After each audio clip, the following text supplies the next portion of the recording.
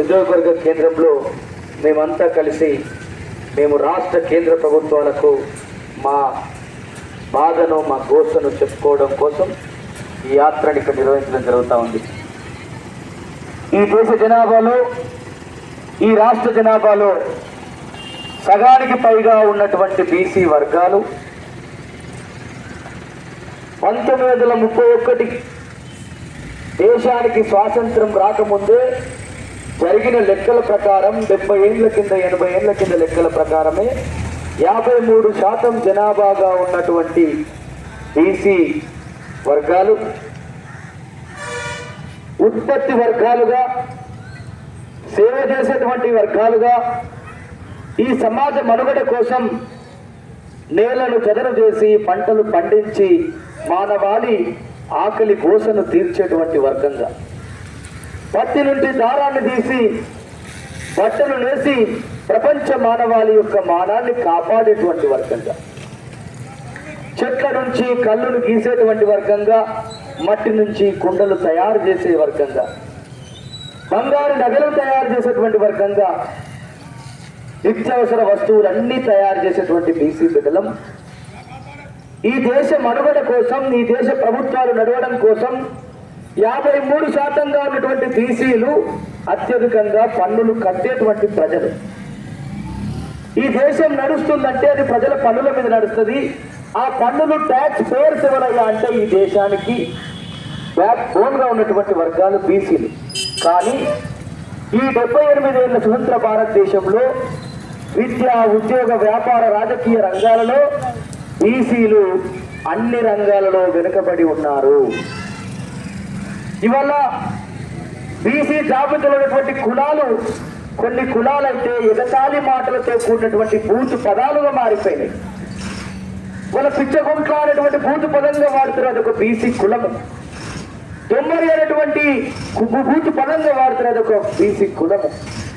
ఇవాళ ఉత్పత్తి రంగాలు, సేవా రంగాలు ఈ దేశానికి ఉన్నది. అలా భారతదేశం సజీవంగా అంటే దానికి కారణం బీసీ.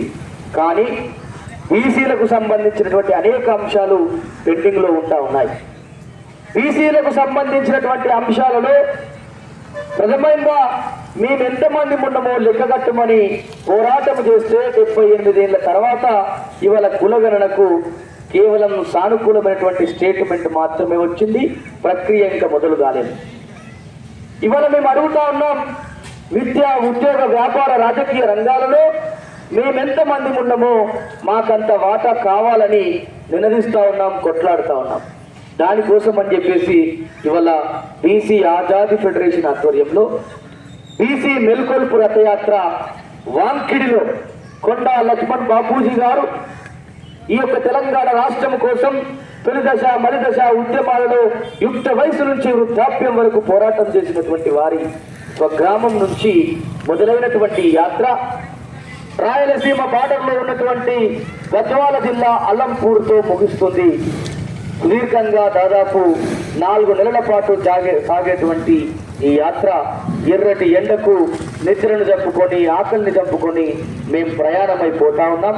ప్రతి చోట కూడా బీసీలను ఐక్యం చేసి, ప్రతి చోట కూడా బీసీలందరినీ కూడా ఒక తాటి మీద తీసుకొచ్చి, కులాలమంతా కూడా బీసీలుగా వేరు కులాలు కావచ్చు, కానీ హక్కుదారులుగా మాత్రం బీసీ అంతా ఒకే కులం అనేటువంటి నినాదంతో బీసీలమంతా వీఆర్ ద వన్, మేమంతా ఒకటే అనేటువంటి నినాదాన్ని తీసుకురావడం కోసం పల్లె పల్లెన రెపరెపలాడుతున్నటువంటి బీసీ జెండాను ఎగరవేయడం కోసం సాగుతున్నటువంటి యాత్ర కేంద్ర రాష్ట్ర ప్రభుత్వాలను డిమాండ్ చేస్తూ ఉంది.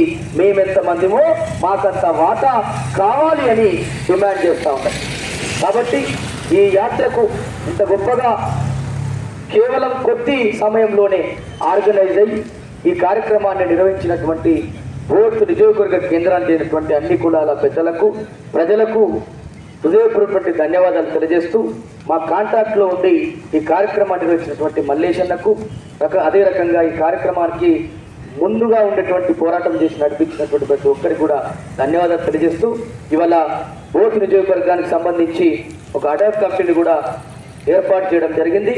కాబట్టి ఇవాళ బీసీ ఆజాదీ ఫెడరేషన్ ఆధ్వర్యంలో జాతీయ స్థాయిలో, రాష్ట్ర స్థాయిలో జరుగుతున్నటువంటి పోరాటాలకు సంఘీభావంగా కానీ, ఇక్కడి ప్రజలకు బీసీ వర్గాలకు ఏ సమస్యలు వచ్చినా కూడా వెనుదన్నుగా ఉండడం కోసం వాళ్ళ నియోజకవర్గ కేంద్రానికి సంబంధించి ఈ యొక్క మండలం ఈ యొక్క నియోజకవర్గం ఉన్నటువంటి ప్రతి పల్లెలో ముఖ్యంగా 10 మండలాలలో ఈ యొక్క ఉద్యమాన్ని నిర్మాణం చేయడం కొరకు మల్లెపూల శివారెడ్డి గారిని, అదేవిధంగా కొండ స్వామి గారిని, గంగుల మల్లేష్ గారిని, కరిపే శ్రీనివాస్ గారిని, ఇప్ప శ్రీనివాస్ గారిని, తడక పోషెట్టి గారులను అడక్ కమిటీగా ఏర్పాటు చేయడం జరుగుతోంది. వీరితో పాటు ఇంకా పెద్దలను కూడా కలుపుకొని ఈ యొక్క కమిటీ ఈ 10 మండలాలను సందర్శించి మేము ఎట్లయితే అంత దూరం నుంచి వచ్చామో అట్లా ఇక్కడటువంటి ప్రతి పల్లెలో బీసీల యొక్క ఆవశ్యకతను ఒక తాటి మీద తీసుకొచ్చే బాధ్యతను మొయ్యాలని మేము మీ అందరికి కూడా రిక్వెస్ట్ చేస్తూ విన్నవిస్తూ మనవి చేస్తూ మీ అందరికి కూడా సెలవు తీసుకుంటున్నా.